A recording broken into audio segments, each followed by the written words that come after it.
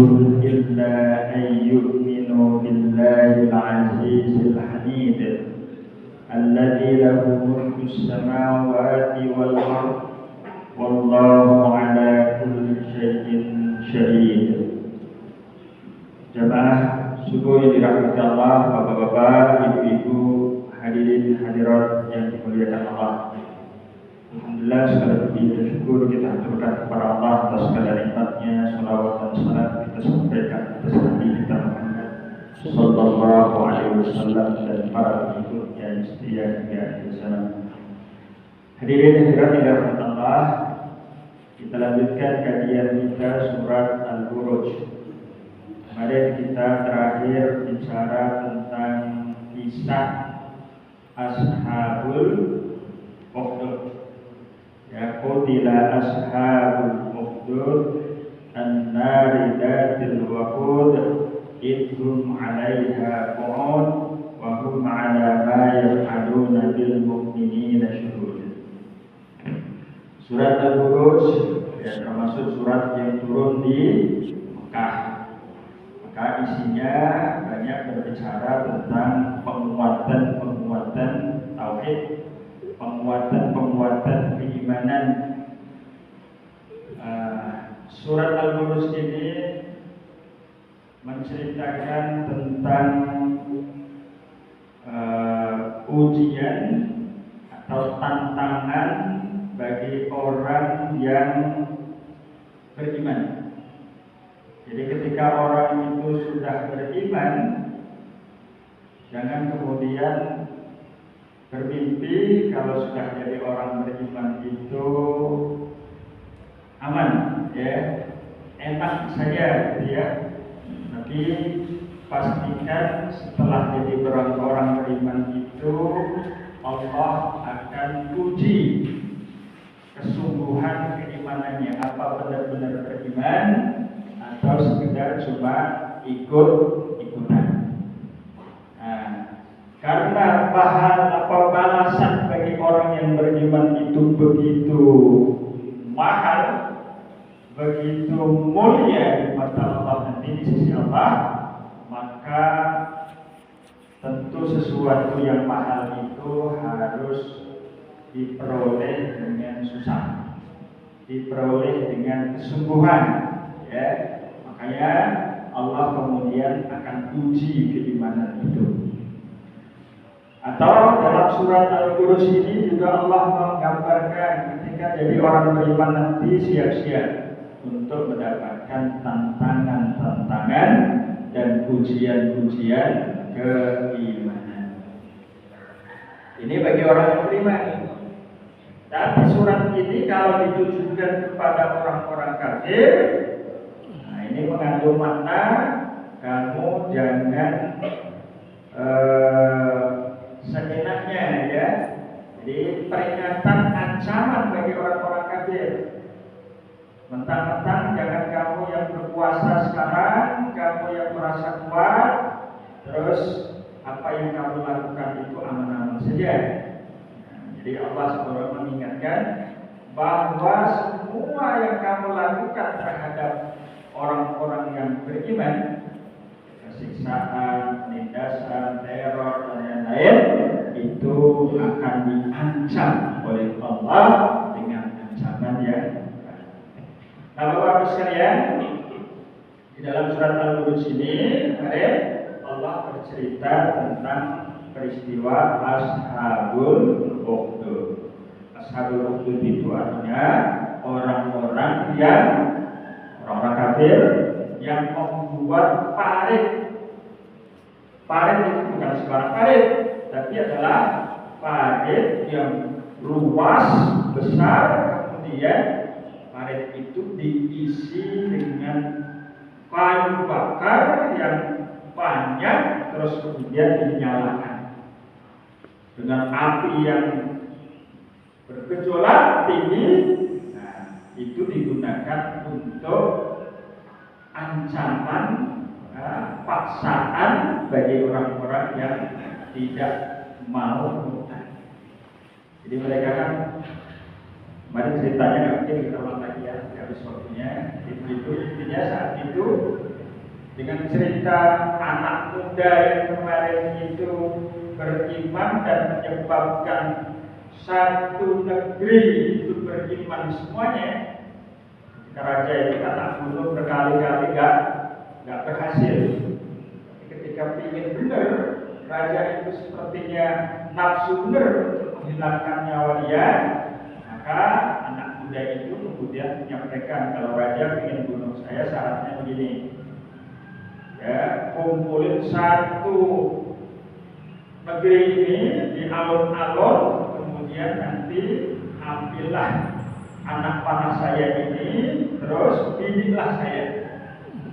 Saya ikat aja di pohon, ya, terus bidiklah saya. Tapi jangan lupa ucapkan Bismillahirrahmanirrahim atau Bismillahirrahmanirrahim, ya, dengan nama Tuhannya bulan itu. Nah, kemudian dilepaskanlah anak panah itu dan kena. Kan sebelumnya berkali-kali usaha membunuhnya, diancam dengan naik gunung, di puncak gunung itu dipaksa, kalau nggak balik kepada keyakinan sebelumnya, nak dilempar. Tapi ternyata justru Allah selamatkan dengan caranya Allah sendiri. Gunung itu tahu-tahu kemudian bergerak, ya, semua pasukan yang menangkap, yang memegangi tanah tadi justru malah mereka yang berjatuhan dari atas gunung, anak itu balik lagi ketemu raja lagi dalam keadaan diancam lagi, dibawa ke tengah laut, ya, tengah laut itu dipaksa, kalau kamu nggak kembali kepada keyakinan sebelumnya, nanti dilempar oleh pasukan yang membawa ini. Tahu dengan cara Allah, dia akan minta, ya Allah selamatkan dengan cara kami. Atau kemudian bergejolak laut itu semuanya nyampak di dalam laut, dia balik lagi. Makanya akhirnya cara bunuhnya begitu. Dan kemudian yang terjadi adalah satu negeri itu beriman. Kalau kamu kira-kira raja dan orang-orang kafir saat itu, akhirnya kemudian dipaksalah mereka untuk, ya, kembali kepada keyakinan kufurnya. Kalau tidak mau, kemudian diancam dengan buat dari parit-parit. Dalam riwayat parit ini jumlahnya dibuat sampai 7 parit. Paritnya seperti kayak bola besar begitu. Ada riwayat mengatakan, ulama mengatakan kurang lebih itu lebarnya antara 12 meter sampai panjangnya 40 meteran. Saya kalau ukuran itu 7 ekor. Ya, jadi setiap orang dibariskan begitu. Tak mau menerima, lempar. Tak mau murtad, lempar. Itu yang terjadi. Akhirnya kemudian, wah, dalam cerita ini salah satu peristiwa pembunuhan massal yang itu termasuk yang terbesar juga di Bandung sekarang. Walaupun di zaman dulu, ya, zaman dulu itu termasuk pembunuhan massal yang besar. Ada yang mengatakan ini bukan hanya sekedar puluhan, bukan hanya ratusan yang terbunuh, yang mereka kemudian, padahal Bapak sekalian, itu kira-kira mereka itu baru menyaksikan kejadian sekali. Raja itu mengucapkan demi Tuhannya anak muda itu, dia lepas itu langsung orang melihat kenyataan, ya. Selama ini dipaksa mengakui raja itu sebagai Tuhannya, nah, saat itulah kemudian seluruh penduduk kemudian beriman kepada Tuhan yang Maha Kuasa. Paksa itu, gak laki-laki, gak perempuan, gak tua, gak muda, pokoknya salgan sekali kepada keyakinan kufur sebelumnya, sampai bayi pun yang baru lahir itu juga. Kalau bayi nggak tahu apa-apa, ya, tapi begitu. Sampai kan ada ceritanya, sampai ada ibu yang sedang menggendong bayi ini yang baru masih merah, ya, ketika nak ya, dia setara hati ibunya ini, pokoknya yakini kebenaran itu dan berbeda, tapi masih sayang dengan anaknya yang kecil itu. Nah, bagaimana nasib anaknya ini? Dia masih kecil saja, kalau anaknya mungkin ingin hidup panjang ini, belum merasakan kehidupan seharusnya hidup mati. Ragu-ragu kok ibu ini.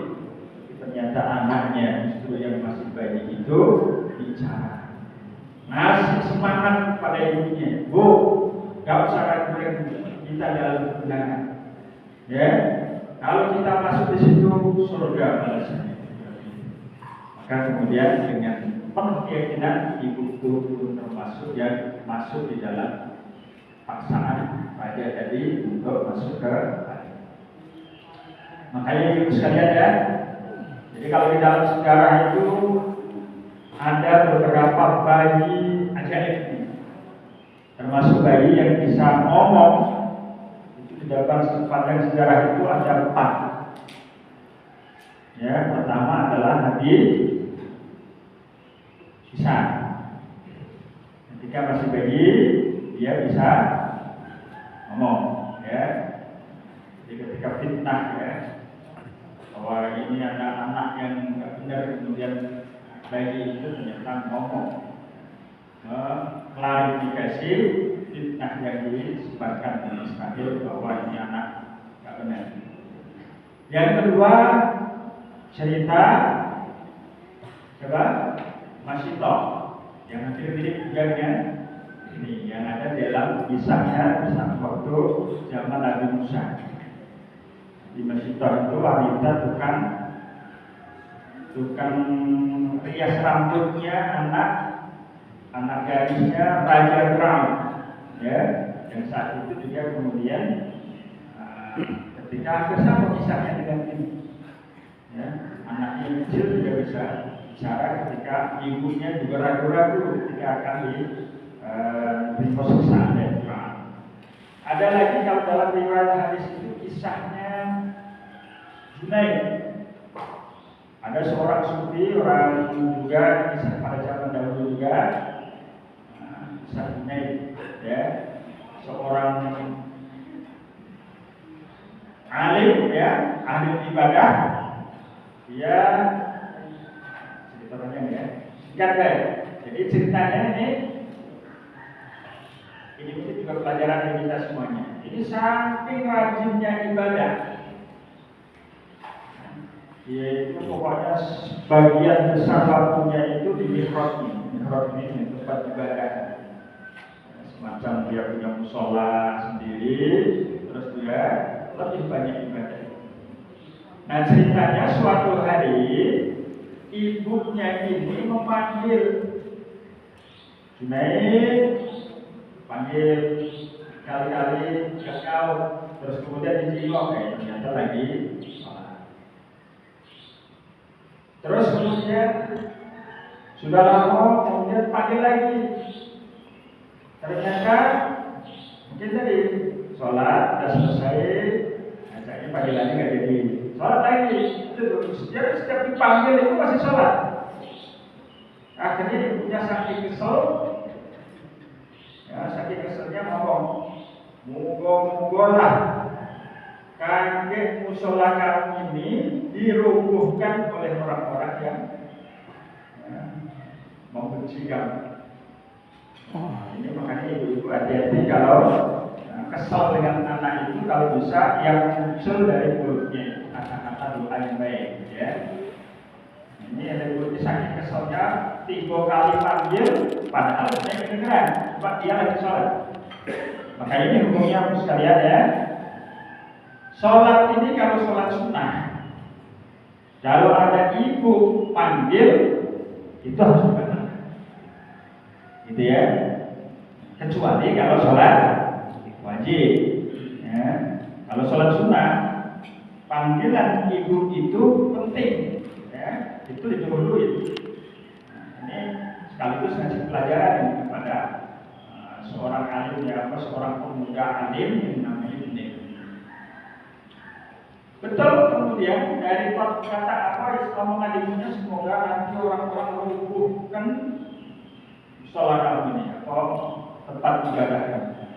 Ternyata kemudian setelah itu ya ceritanya ini terkenal dengan anak muda yang pokoknya gak mempan, dikenal dengan pemuda yang paling gak tertarik dengan gaya hidup saat ini.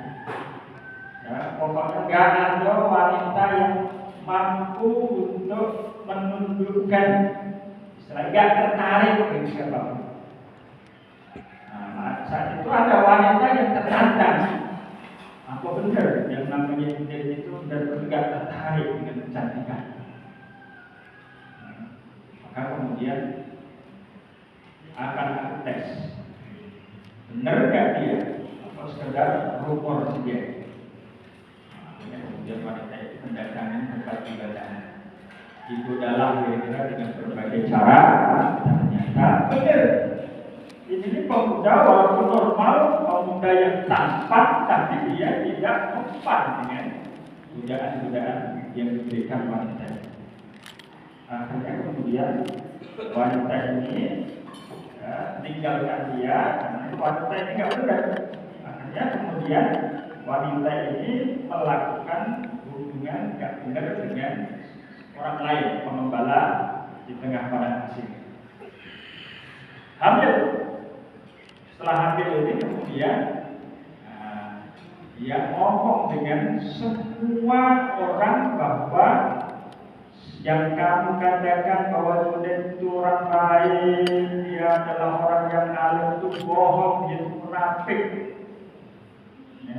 Dia pura-pura baik, alim itu hanya untuk menutupi dirinya sendiri. Buktinya ini, aku hamil karena dia.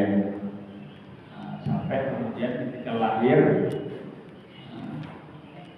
di fitnah ini benar begitu kuat ya, sampai orang-orang pun marah. Dan ketika marah itu, kemudian merubuhkan tempat ibadah. Yang kedok, dianggap kedok untuk tutupin kebusukan dia. Tapi kemudian apa benar? Ya, dia buktikan itu semuanya fitnah. Ya, saya coba akan tidak mana yang namanya wanita tadi yang mengatakan diri-diri. Bukan, ya, datangkan kemudian dengan anaknya yang tadi langsung ditunjuk. Jadi Junaid itu dengan tadi karena kedekatannya dengan Allah Subhanahu Wa Taala yang luar biasa, maka kemudian dipegang pusatnya itu dengan jarinya, ditanya, ya Allah, ya wahai anak bayi, coba jelaskan siapa sebenarnya ayahmu yang sebenarnya. Ya, ternyata bayi yang baru lahir tadi kemudian cerita, bisa ngomong, dan ini hadis sahih cerita, makanya ini adalah satu kenyataan di antara bayi. Ceritalah bahwa sebenarnya yang jadi ayahnya itu adalah seorang pembala. Jadi itu selamat dari fitnah. Termasuk yang lain, ada hadis dari hadis-hadis itu, termasuk yang keempat ini adalah cerita ini.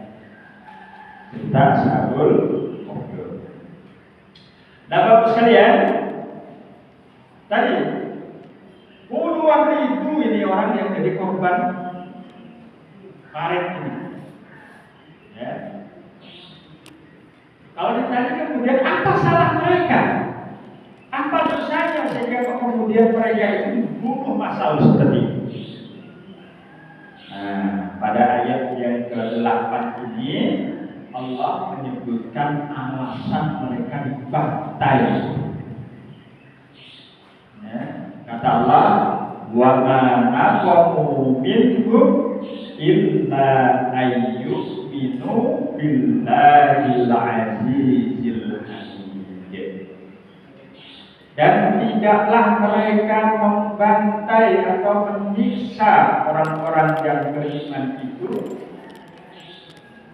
illa kecuali ayyuminu billah, karena mereka orang-orang yang dibunuh itu adalah orang yang mengimani Allah Al-Aziz yang zat perkasa, Al-Hamid yang maha terpuji. Nah, ini ternyata alasannya. ratusan puluhan ribu orang yang disiksa, dibantai di gunung ini, mereka dosanya cuma satu kata Allah. Karena kalau sudah menggunakan tidak kecuali, berarti hanya sebab. Mereka nggak pernah melakukan perusakan, nggak korupsi, bukan membuat onar, bukan membuat pembunuhan, bukan ini, enggak. Bukan dosa itu yang menyebabkan mereka disiksa. Mereka itu cuma karena mereka beriman kepada Allah Subhanahu wa Ta'ala. Apakah memang beriman kepada Allah itu sebuah kesalahan, sebuah dosa? Ya semestinya tidak. Justru itu adalah satu prestasi yang luar biasa. Tapi bagi orang-orang yang kafir, ini dianggap sebuah dosa besar. Nah, ini karena sebenarnya adalah karena kebenciannya yang luar biasa. Nah, bapak-bapak dan hadirin yang berbahagia. Dan sebenarnya kejadian seperti ini juga bukan hanya dalam kisah ini saja. Di zaman modern setelah Rasul ini juga pernah terjadi kejadian-kejadian sosial. Mulai dari zaman sahabat dulu, para sahabat itu kemudian disiksa oleh orang-orang kafir Quraisy. Sebenarnya apa salah mereka? Tidak ada salah. Contohnya apa? Seperti Bilal, seperti ini. Apakah kemudian setelah mereka beriman buat kerusakan? Tidak. Ya, semata-mata mereka disiksa itu karena cuma mereka beriman kepada Allah. Makanya disitulah. Jadi ketika Abu Bakar disiksa oleh ini ya, orang-orang kafir Quraisy karena membela Nabi, itu kemudian keluarganya datang. Apakah kalian mensiksa orang cuma gara-gara dia mengatakan Tuhanku adalah Allah? Apa itu sebuah kesalahan besar? Ya, gimana kira-kira kalau orang dituduh karena memang dia membuat keonaran, membuat kerusakan? Itu sebenarnya saya kasih masukan. Dan ini terjadi lebih parah lagi Pak. Terutama kalau kita baca bahwa setelah menaklukkan Andalusia. Andalusia itu Spanyol Pak. Ya, Spanyol itu dulunya itu menjadi negara atau bangsa yang Islam ya, termasuk bagian Eropa yang pertama kali Islam dan termasuk banyak kerajaan-kerajaan Islam yang ada di Spanyol. Makanya kalau ada Granada, Cordoba, Sevilla itu adalah sebenarnya dulu adalah kota-kota yang cemerlang dengan budaya Islam. Karena asalnya kan dari Maroko, kemudian Islam itu nyebrang ya, itu bertahan sampai ratusan tahun. Bahkan itulah yang menjadi pelita pertama di Eropa. Eropa itu kira-kira dulu itu masih jahiliyah, masih gelap gulita. Adanya Spanyol yang sudah Islam itu, orang dari Inggris, dari Jerman, Perancis itu belajar tentang teknologi, belajar tentang kemajuan itu karena ada perguruan-perguruan tinggi yang ada di Cordoba, ada di Sevilla. Tapi kemudian yang terjadi apa? Setelah beberapa ratus tahun ya, Islam itu menguasai Spanyol. Tahu-tahu kemudian terjadilah ya, biasa kalau kadang itu rajanya kurang istiqomah ya, dengan nilai-nilai Islamannya, maka terjadi kemudian kondisi yang berbalik. Nasrani berkuasa lagi dengan apa? Cerita siapa? Ratu Isabella. Ya, Ratu Isabella ya, dengan berkoalisi dengan Raja Ferdinand bersama ya. Nah, dia kemudian kembali mengalahkan kekuatan Islam yang ada di Dan saat itu yang terjadi apa? Kembali siapa dengan cerita ini? Siapa yang gak murtad keluar dari Islam, maka yang terjadi adalah dibunuh, dipantai, digantung, terjadilah pembunuhan jutaan manusia saat ini. Ya, bukan lagi ratusan ribu, tapi sudah jutaan manusia. Menceritakan 2 juta lebih kaum muslimin itu dibantai di Andalusia, Spanyol. Nah, sekarang makanya Spanyol ya negara Kristen lagi. Mereka sama cuma beriman. Nah, padahal Bapak sekalian, beriman ini seharusnya adalah satu prestasi yang luar biasa. Justru ketika orang dalam kekafiran, itu seharusnya yang perlu kasih peringatan ancaman. Kenapa begitu? Karena ketika orang-orang ini beriman, sebuah bangsa, sebuah negara, sebuah kota itu kebanyakan penduduknya itu orang-orang baik, orang-orang beriman, itu itu syarat dan bisa menjadi sebab bangsa itu akan menjadi bangsa yang makmur, bangsa yang aman, bangsa yang damai. Karena justru dengan keimanan itu. Makanya dalam Quran Allah mengatakan, walau anna ahlal qura walau kana ahlul qura wa taqaw la fatahna alaihim barakatin samai. Jadi keimanan ini seharusnya yang perlu diapresiasi dalam ketika orang-orang mau beriman. Karena dengan adanya orang itu beriman, ya, yang terjadi apa? Orang itu motivasi berbuat baik. Orang itu kalau beriman dia nggak mau berbuat hal-hal yang merusak. Itu otomatis, ya. Makanya aneh kalau sebenarnya sebuah bangsa kok kemudian justru mencurigai orang-orang yang beriman. Ketika ada orang rajin ibadah, orang semangat ngaji, dicurigai. Ya. Nah ini sebenarnya masalah. Orang-orang yang buat maksiat gak pernah sholat, bahkan dugem tiap malam di aman-aman baik, gak pernah ada yang musik. Tapi dengan ada orang-orang anak-anak muda yang rajin belajar, atau bahasanya mereka dulu, ya, good looking disebut, ya, anak-anak yang belajar kapal Quran ini dianggap inilah bibit-bibit, ya, radikal, ya, bibit-bibit teroris. Wah ini bahaya ini justru. Lucu kalau ini justru yang ngomong Islam, ya. Padahal dengan keimanan inilah justru sumber daripada kehidupan yang damai. Ini kata Allah. Ya, Allah mengatakan, walau kalau seandainya semua bangsa ini kayak gini mau menjadi keranator duduk ngaji ibadah, semangat ngaji, itu lapatnya ada di barokah as-samai wal ardh. Kata Allah pasti aku akan buka berkah-berkah dalam kehidupan dari langit dan bumi. Itu mestinya begitu, gitu ya. Nah, bahkan ketika wong gak beriman, maka dampaknya adalah mereka bermaksiat. Itu pasti patut. Wong kalau sudah gak takut akhirat, gak takut ada Allah, gak takut ada malaikat yang ngawasi, semangat untuk berbuat maksiatnya adalah besar.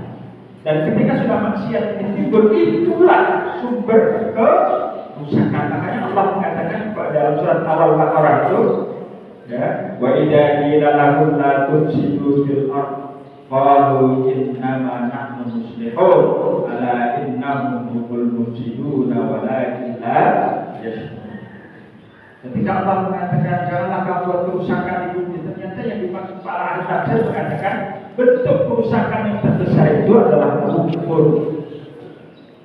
Ya, ketika orang tidak beriman itulah sumber kerusakan. Apa kata mereka? Ya, kami berbuat kebaikan, justru kami dengan dirinya itu. Nah, hadirin dirahmati Allah. Jadi ketika orang tak beriman berbuat maksiat, itu justru sumber peletakan. Tapi kadang-kadang tadi karena sikap ini malah dia biasa-biasa baik, nggak sholat, itu sebenarnya masalah. Ini yang justru harus diawasi. Ini sebenarnya yang harus dilawan. Wah, kerjaannya banyak sekarang justru tempat-tempat maksiat di jalan. Biasa-biasa baik. Nggak pengajian karena dibubarkan, dicurigai. Nah, ini satu masalah. Nah, masyarakat seberapa Allah ini yang dikatakan Allah. Ya, nah terus itu wa ma minhum illa ayyuminu billahi. Mereka itu sebenarnya disiksa cuma gara-gara mereka beriman. Nah, Allah menutup pada surat ayat ini dengan billahi karena mereka umat kepada Allah al-aziz. Aziz itu artinya zat yang perkasa. Perkasa itu gak terkalahkan. Perkasa itu artinya kekuasaannya tidak terbatasi. Makanya Allah seolah-olah mengingatkan jangan ganggu orang-orang beriman. Ya, jangan kau sakitin orang-orang beriman. Karena kalau kau berani menyakiti mereka, ganggu mereka, kamu berarti sedang menantang Allah yang Maha Perkasa. Karena kalau sudah Allah itu jadi musuh kamu, sekuat apapun kamu gak bakal bisa melindungi diri dari murka Allah. Sudah disebutkan di sebelumnya kan ya, bagaimana Fir'aun dari ayat surat sebelumnya, apa selain kaum Ad diceritakan Allah sebelumnya, Samud kayak apa, uangnya, besarnya dan mereka semuanya berlimpah seperti itu. Makanya jangan. Allah nyebut Al-Aziz. Allah itu Maha Perkasa. Al-Hamid. Nah, kemudian tadi Allah menyebut perkasa, ya. Fir'aun hancur, Namrud hancur, lipat.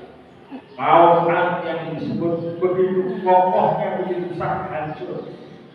Ya, dengan cara Allah. Bahkan Allah kadang kalau untuk hancurkan itu nggak perlu banyak-banyak, cukup aja kadang putus dengan satu pasukan Allah. Namrud itu hancur cuma apa? Ya. Allah untuk nyamuk hancur.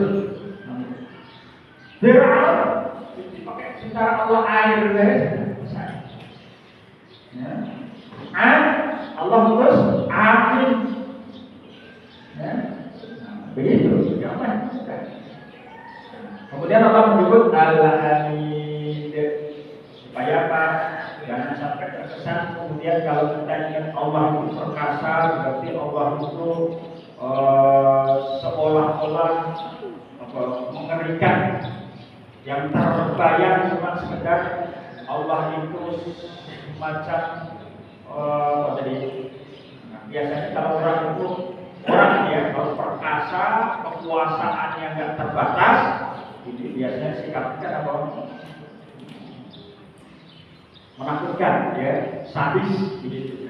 Tapi Allah tidak seperti manusia yang ketika sudah perkasa, yang sudah kuasanya nggak terkendalikan, itu manusia biasanya semena-mena. Tapi kalau Allah tidak, tapi Allah adalah Al-Hamid, zat yang Maha Terpuji. Karena walaupun Allah menghancurkan, pernah dalam banyak cerita Allah menghancurkan orang-orang yang berkuasa, orang yang kuat menghancurkan, itu semata-mata bukan karena kezaliman, ya, bukan karena Allah itu zalim, tidak, itu karena mereka yang sudah melampaui batas. Ya, kalau Allah nanti di di hari kiamat siksaannya sangat pedih, itu bukan juga sembarangan orang bakal diazab Allah itu. Ya. Memang dalam Quran makanya Allah kadang menyebut Allah itu siksanya pedih, tapi juga Allah pengampun.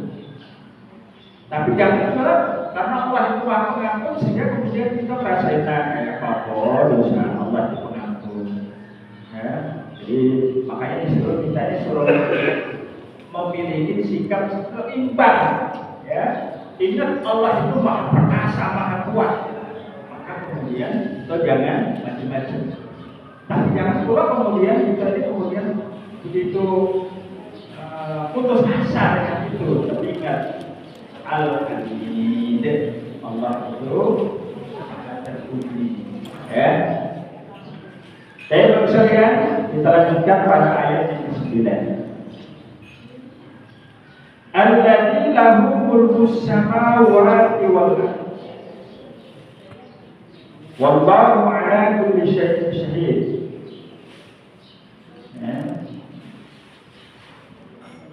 Yang hanya milik Allah.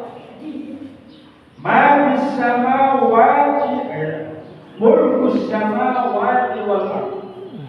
Semua kekuatan, semua kerajaan, semua kekuasaan yang ada di langit dan bumi itu hanya milik Allah. Milik Allah. Ini yang perlu kita pahami.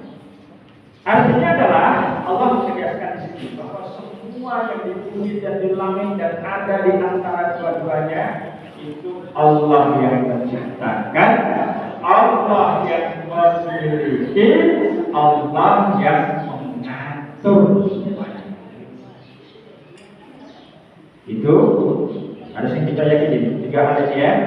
Jadi termasuk berarti apa yang ada di bumi, termasuk diri kita, keluarga kita, masyarakat kita, negara kita, itu semuanya adalah Allah yang menciptakan. Diri kita Allah yang menciptakan, keluarga kita Allah yang menciptakan, harta kita Allah yang, dan itu milik Allah. Ya. Dan Allah yang mengatur semua yang ada di atas. Ini bedanya kalau kekuasaan itu Allah. Manusia berkuasa ya, dia mungkin punya, dia mau berwenang untuk memiliki, tapi kekuasaan manusia cuma sebatas mengakui dan menggunakan. Raja yang berkuasa seperti ini, tapi dia nggak sanggup untuk menciptakan. Dia itu cuma menguasai, dan itu pun juga berbatasan. Ya. Nah ini Allah mengatakan lahu mulkus samawati wal ardh wallahu ala kulli syai'in syahid. Hadirin dirahmati Allah Subhanahu wa taala. Kita lanjutkan kemudian pada ayat yang ke-10. Nah ini yang menjadi istilahnya pesan penting, peringatan penting dari surat Al-Buruj ini. Jadi setelah Allah itu cerita dari tentang orang-orang yang melakukan pembantaian dalam kisah Syahrul itu, Allah ingatkan kepada seluruh kita. Innal ladzina fatanul mu'minina wal mu'minati summa lam yatubu falahum 'adzabun jahannam wa lahum 'adzabul harim. Nah, ini kira-kira kata kunci yang masuk di dalam ayat ini. Peringatan Allah adalah sesungguhnya orang-orang yang fatanu. Ya. Ada tafsir mengatakan fatanu itu ada 2 makna. Pertama, fatanu itu menyiksa, membunuh orang-orang yang beriman, baik laki-laki maupun perempuan, semalam dia tunggu kemudian tidak bertaubat, maka Allah ancam bagi mereka siksa neraka jahanam. Walahum adzabul harim, dan mereka akan disiksa dengan ancaman pembakaran. Mereka akan disiksa dalam bentuk siksaan dibakar di neraka itu. Itu makna satu, ya, bahwa orang-orang yang membunuh orang-orang Islam, termasuk tadi di dalam kisah Ashab Uhud maupun kejadian-kejadian yang lain.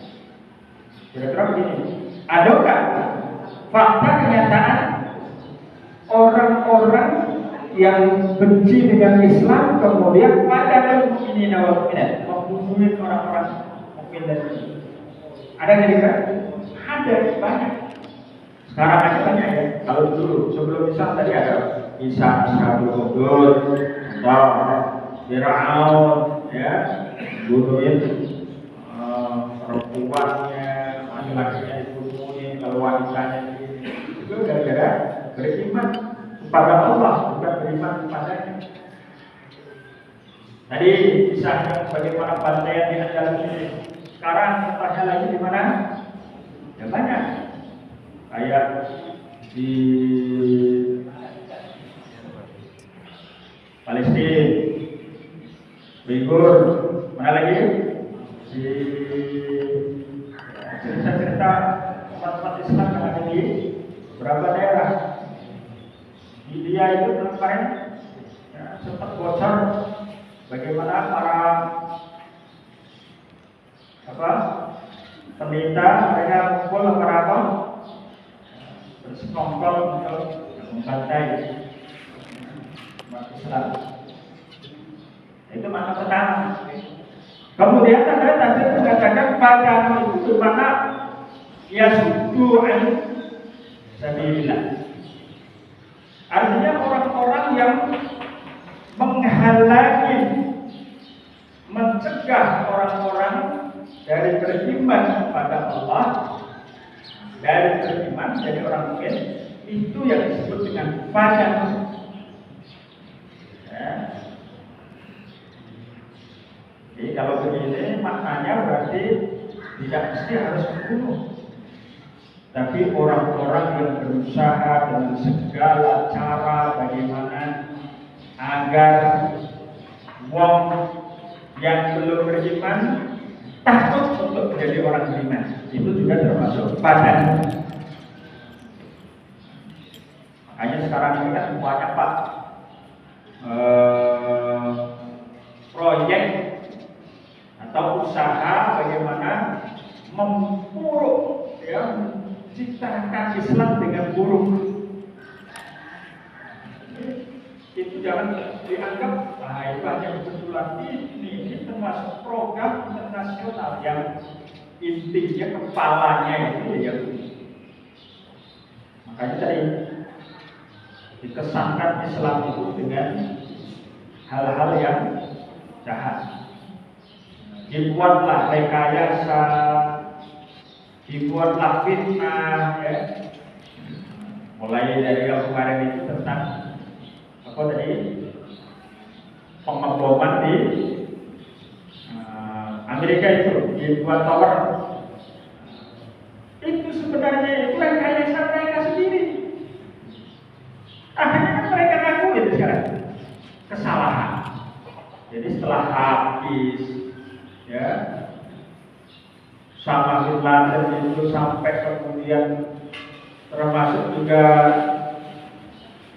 Irak sudah habis, tidak terhitung lagi ya, mereka dibagi habis dan habis lagi lantakkan. Setelah itu baru kemudian mereka minta salah ya, itu ternyata adalah bukan oleh Usama ya. Jadi hancurnya tower itu ya, 2 gedung oleh mereka dewe, oleh hanya sekedar minta maaf. Padahal bagaimana ribuan orang yang meninggal gara-gara proyek ini. Ini yang belum. Terus belum lagi kerugian yang lain apa semua umat Islam di negeri ini, penjuru dunia ini dicurigai. Paling rajin ngaji, curigai ini. Kemudian kan sampai ke Indonesia teroris. Nah, itu sebenarnya termasuk Fatanul mu'minina wal mu'minat, di situ maksudnya. Ya, innalladzina fatanul mu'minina wal, intinya segala upaya untuk menakut-nakutin orang untuk dirujuk. Nah, kemudian juga disebutkan, gak usahlah jadi orang Islam itu yang terlalu mendalami agama. Cukup yang penting itu sudah jadi orang Islam, ya. Gak usah Islam banget. Kaget kalau sudah semakin mendalami agama tambah sesat, tambah gak benar. Dari mana logika ini? Semakin mengetahui mendalami agama akan semakin menyimpang. Dari mana? Logikanya gak ketemu sama sekali. Justru semakin mendalami agama itu, dia akan semakin hati-hati hidupnya, dia semakin jauh dari hal-hal yang haram. Jangankan yang haram, subhan pun dia akan tinggalkan.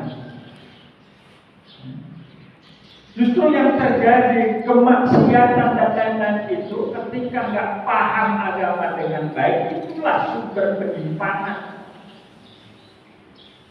Kalau kita lihat mungkin ada macam sekarang ada Mahbubron dan lain-lain, itu juga gara-gara ngerti agama. Cuma kenal Islam ujung-ujungnya baik, sudah. Aku Nabi lah, Tuhan lah yang macam-macam. Itu justru malah nggak paham agama. Rasulullah sudah jelas mengatakan, "Mayyuridillahu bihi khairan yufaqihuhu fid-din." Kalau Allah itu menjadikan seseorang atau sekelompok orang itu baik, itu Allah akan pahamkan dia terhadap agama.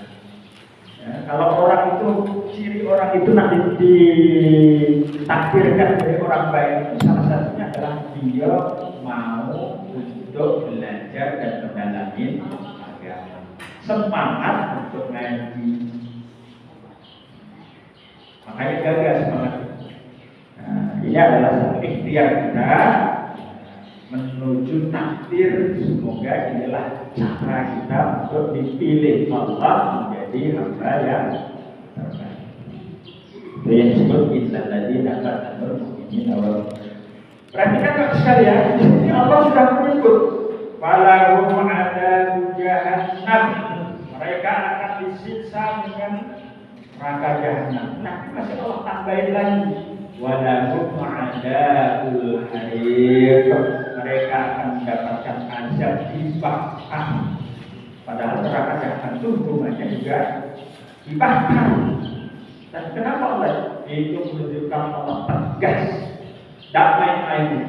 Bahkan bisa menunjukkan orang yang masuk neraka dan dia disebabkan karena permusuhan, nyakitin, mengganggu orang-orang beriman, dia akan dilipatkan gandanya azabnya.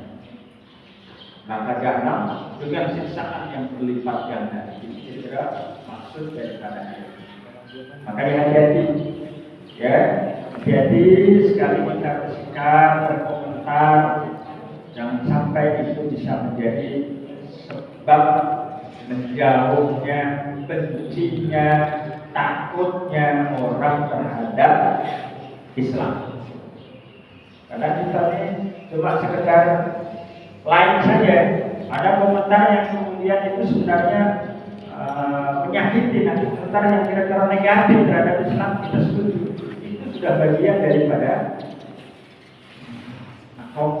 Fatanul ini nawal kita awal kita seperti ya. Makanya kalau kita ngasih komentar, ya, bangun status dan lain-lain, itu kira-kira yang mengatin orang itu jadi terima, jadi baik. Jangan kebalikan. Takutnya kita digolongkan menjadi orang yang Fatanul ini nawal. Karena bapak-bapak itu sekalian, dosa kalau cuma dilakukan oleh kita sendiri, itu insya Allah minta ampunnya mudah, gitu ya.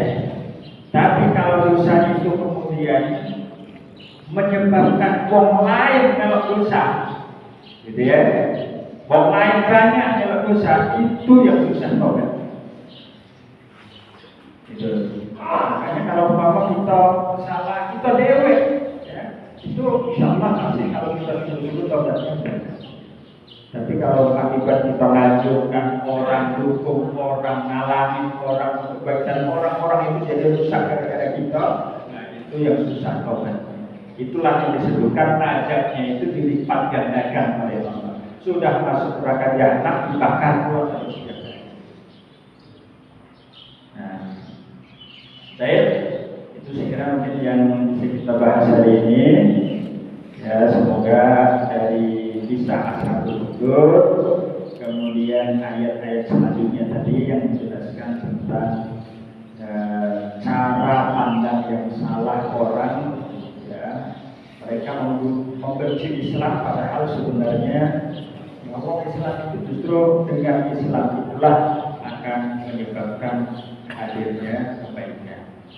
Kalau kemudian dilihat, tapi kan semua orang Islam begitu, ya, ada orang Islam yang begitu, bukan salah Islamnya, justru itu yang harus dibenerin cara pandangnya. Itu pasti akan tidak paham Islam. Kalau ada kemudian ada sikap umum orang yang Islam kok kemudian buat bom dan lain-lain itu sebenarnya bukan Islamnya, tapi justru itu karena nggak paham dengan Islam. Ya. Itu yang harus dilakukan apa? Dipahamkan. Dan jangan disalahkan, bisa jadi itu sebenarnya adalah boneka orang yang ingin merusak Islam itu. Karena ada yang cerita ketika dulu bom Bali. Ternyata mereka ini sebenarnya adalah orang-orang yang ya sudah bisa dibuat, ya. Karena nggak kecil urusan begitu itu. Kita kecil segala sesuatu itu bukan kulitnya baik. Tapi itu sebenarnya tidak. Orang yang sudah dibuat, dibentuk, desain itu ya. Saya demikian, semoga ada manfaatnya. Mohon maaf. Assalamualaikum warahmatullahi wabarakatuh. Bismillahirrahmanirrahim. Alhamdulillahirabbil alamin. Hamdan wa ni'mahu ya Rabbana lakal hamdu kama yanbaghi li jalali wajhika wa 'azimi sultanik. Allahumma shalli ala sayyidina Muhammad wa ala alihi wa sahbihi wa sallim. Alhamdulillahirabbil alamin. Allahumma a'inna 'ala dhikrika wa syukrika wa husni 'ibadatik. Allahumma innal haqqa wa warzuqna ittiba'ahu wa innal batila batila warzuqna ijtinabah.